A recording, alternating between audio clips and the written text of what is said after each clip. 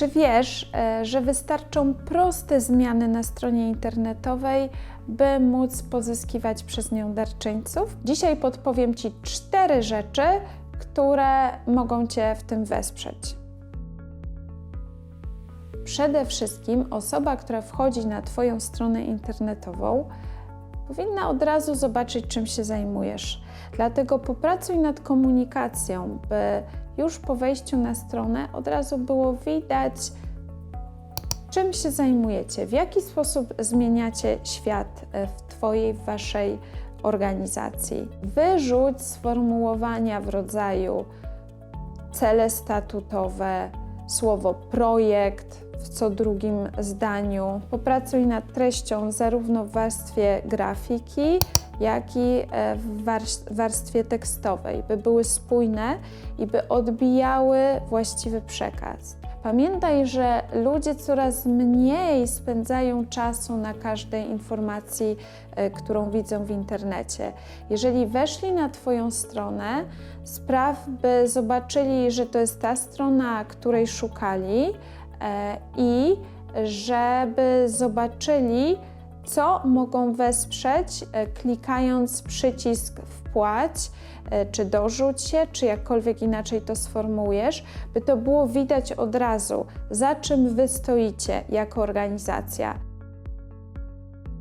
Po drugie, zaproś do zaangażowania, czyli sformułuj wezwanie do działania. Tak jak już zaczęłam mówić w poprzednim punkcie, nie tylko komunikuję, co robię, ale też, że można mnie wesprzeć. I to wezwanie do działania musi być widoczne od razu na stronie głównej. Zwyczajowo, zarówno w Polsce, jak i za granicą, tak się przyjęło, że jest w prawym górnym rogu, tak żeby potencjalny darczyńca od razu widział, gdzie może kliknąć, żeby dokonać wpłaty. Oprócz tego zachęcam Cię, żeby takie przekierowanie do podstrony do wpłat było jeszcze w jakimś innym miejscu strony głównej, strony startowej, żeby ułatwić darczyńcy przejście do wpłat.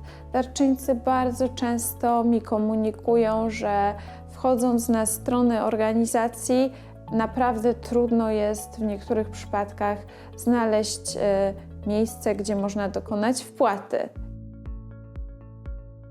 Po trzecie, zainstaluj na Twojej stronie mechanizm do wpłat. Jeżeli masz już przygotowane informacje, czym się zajmujecie, dobrą komunikację, jeżeli masz na stronie startowej, stronie głównej przekierowanie do wpłat, teraz musisz zastanowić się, gdzie ono będzie prowadzić. Dobrze jest zrobić osobną podstronę, gdzie zainstalujesz mechanizm do wpłat i darczyńca będzie mógł kliknąć i zdecydować, czy wpłaca określoną sumę.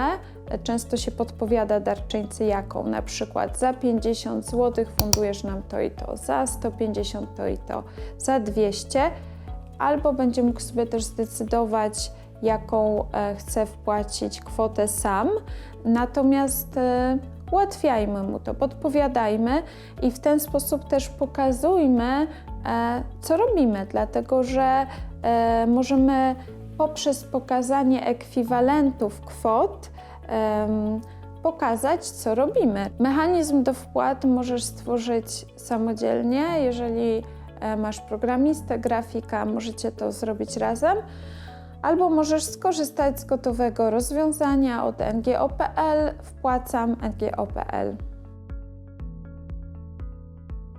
Czwarta ważna rzecz.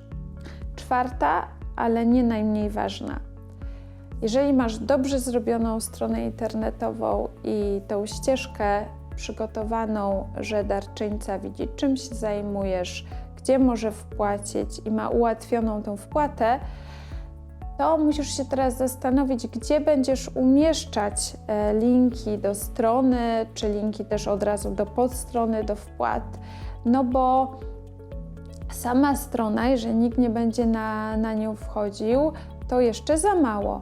Natomiast jest wspaniałym punktem wyjścia przygotowanie tych punktów wszystkich do tego, żeby umieszczać linka w naszych mediach społecznościowych, żeby wykorzystywać każdą okazję do zapraszania ludzi, do wejścia na stronę, do dorzucania się, bo mamy już gotowy mechanizm i możemy z niego korzystać.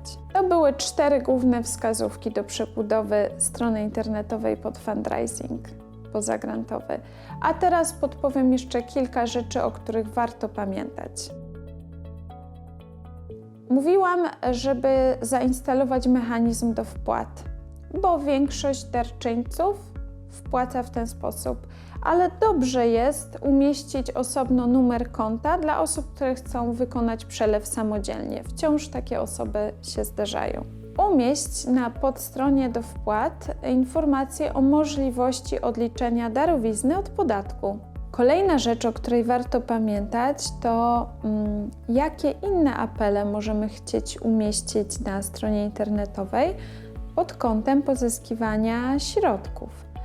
Może to będzie 1% podatku, czyli od kolejnego roku 1,5%, a może jeszcze jakiś inny sposób, w jaki chcesz komunikować, że potrzebujecie wsparcia. Dokształć się z marketingu internetowego, czy dokształcaj się. To rzeczywistość, która cały czas się zmienia, a tak jak mówiłam wcześniej, to, że tworzymy stronę internetową, to nie znaczy, że ktokolwiek będzie na nią wchodził. Także warto pamiętać o byciu na bieżąco, na przykład z mediami społecznościowymi, po to, żeby wiedzieć skąd i jak przekierowywać na naszą stronę. Na koniec ważna rzecz, pamiętaj o ochronie danych osobowych. Jeżeli chcesz, by darczyńcy zostawiali Ci swoje dane, chociażby po to, żeby potem móc im podziękować, czy jeżeli zbierasz zapisy do newslettera i w newsletterze też umieszczasz informacje o kampaniach fundraisingowych, o możliwości wpłat przez internet, to pamiętaj o przepisach RODO i zadbaj o to. Trzymam kciuki, żeby strona internetowa Twojej organizacji była nie tylko miejscem, gdzie można znaleźć numer NIP, ale także miejscem, w którym osoba, która wchodzi na stronę, od razu znajduje informacje, jak można Was wspierać, ale tak naprawdę co dla Was jest wartościowe i cenne. Także powodzenia. A jeżeli chcecie dowiedzieć się czegoś więcej o podstawach wdrażania fundraisingu pozagrantowego, zapraszam Was do tego materiału.